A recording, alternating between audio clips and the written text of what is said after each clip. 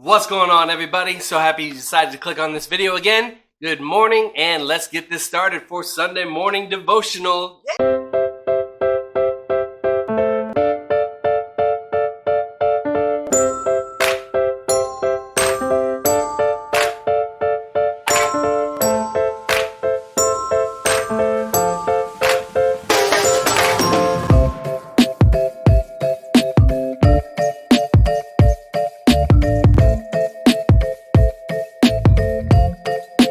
Lesson today is going to have scripture coming from three different locations. First scripture is Philippians chapter 2, verses 19 through 30. Again, please read that on your own, verses 19 through 30, and I'm going to give you verse 30 right now. Last verse of this grouping says, "He risked his life and almost died for the work of Christ. And he did this to make up for the help that you couldn't give me."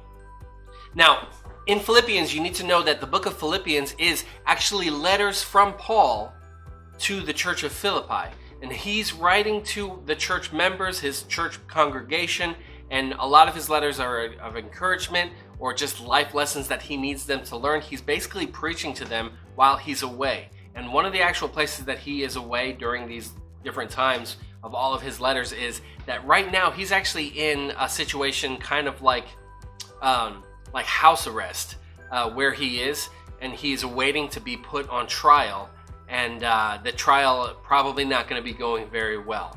But during this time, the church of Philippi actually sends a messenger to him, giving him some of the things that maybe would please him, or just supportive things that the church wanted to send his way.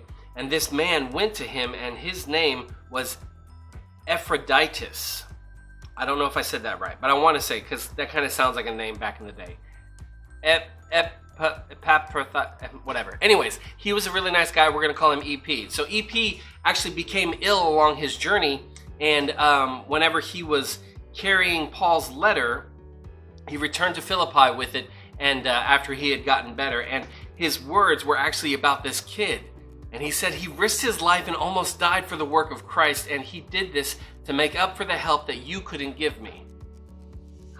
Could be kind of harsh words. So I'm going to ask a couple of different questions in this scenario, and I just want you guys to kind of reflect on your own what I'm asking you right now. And one of those questions is this: what service do you feel that God has called you to do for God's kingdom?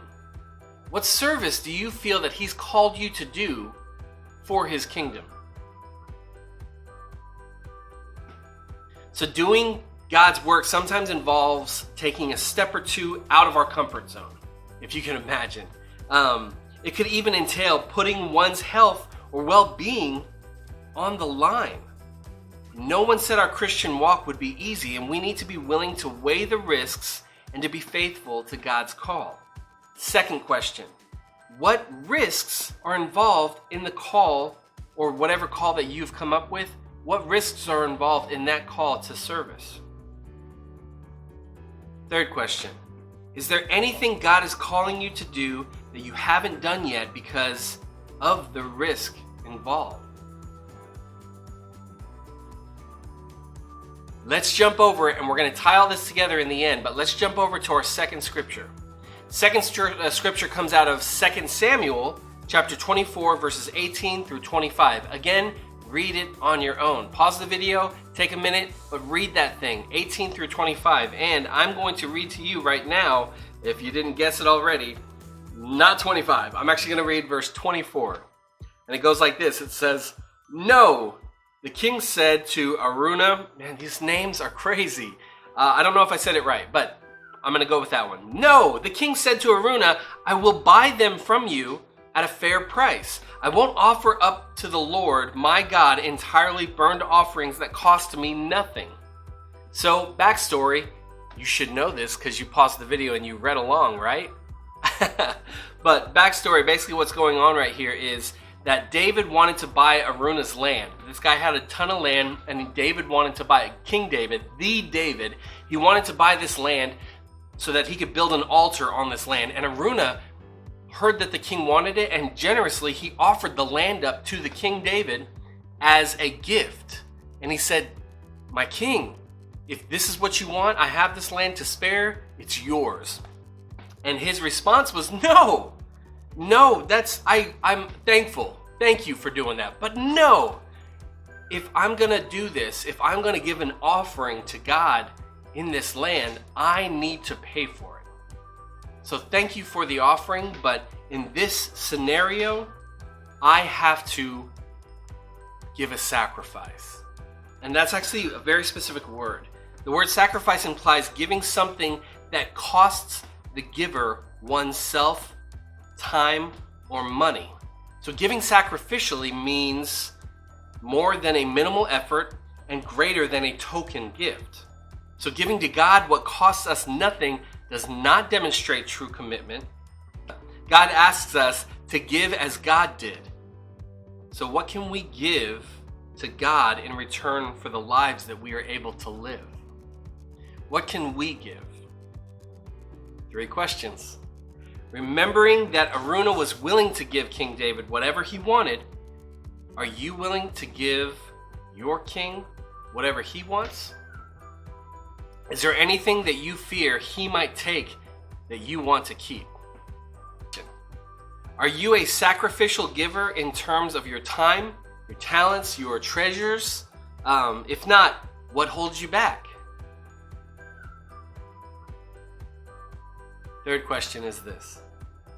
What is one sacrificial act that you can offer this week out of love for God? Let's wrap it up to our 3rd scripture. This time I'm going a little bit further in to Hebrews chapter 13, verses 1 through 16. And this is verse 16. Don't forget to do good and to share what you have, because God is pleased with these kinds of sacrifices.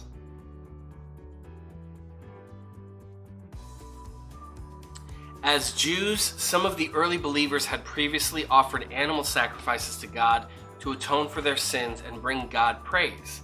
The writer in Hebrew actually encourages believers, both past and present, to instead make acts of praise and service their sacrifices.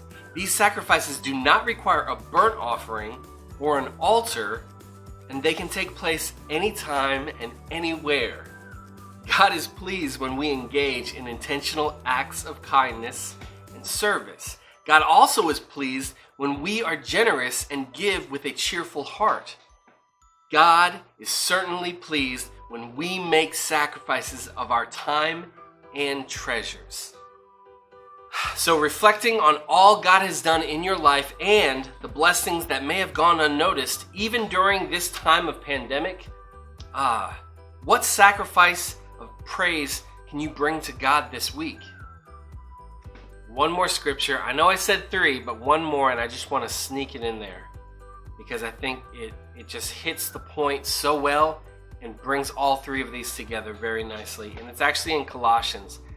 Yeah, this is another one of Paul's letters, and he says this in chapter 3, verses 23 and 24, and it says this: whatever you do, do it from the heart for the Lord and not for people. You know that you will receive an inheritance as a reward. You serve the Lord Christ. Whatever form our work may take, let's remember to regard our work as an act of worship and service to God. When we choose to approach our work with a prayerful attitude, whether social distancing or not, we complain less and enjoy it more. Our belief, our religion is based on faith, is based on a God that we believe in from experience, from what we've been told from our parents, from our pastor, from a lot of different things, but not from, physically seeing him, because this all happened a long time ago. So that faith is something that we need to always work on, and we need to always check on too, and feed, because faith can be something that is hard to sustain sometimes, especially in times like this, when we are pushed to our limit, when we are in an uncomfortable place. So one thing that I think we all need to use our faith for is stepping out into this world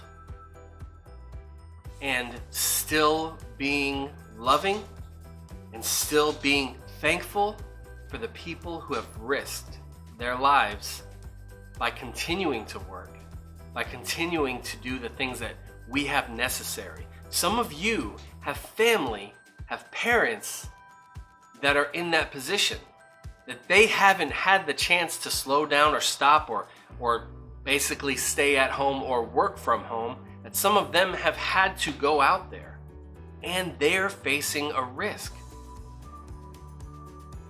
Have you said thank you? If not, you should.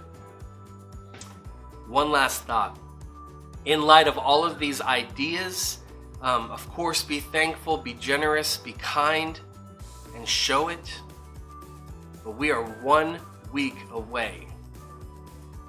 Everyone listen, 1 week away from Mother's Day.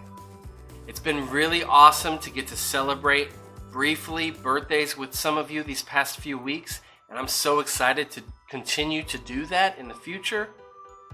But now it's our mother's turn.